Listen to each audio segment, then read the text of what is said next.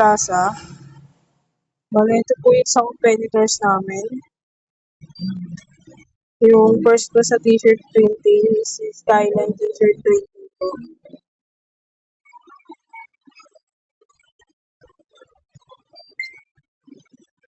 Then, ito po yung Facebook page niya.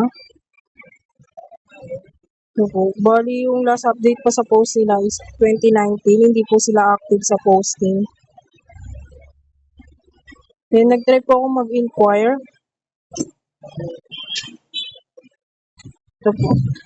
Kung how much yung t-shirt with print. Bali, matagal po silang mag-feedback. Then, second po is yung kay Kayunda po. Po yung Facebook page nila. Bali, may 20k followers po sila.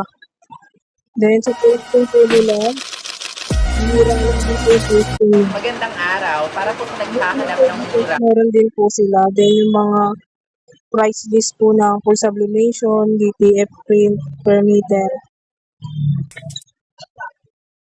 Then, nag-try po ako mag-inquire sa kanila na full sublimation. Ito po yung binigay nilang price.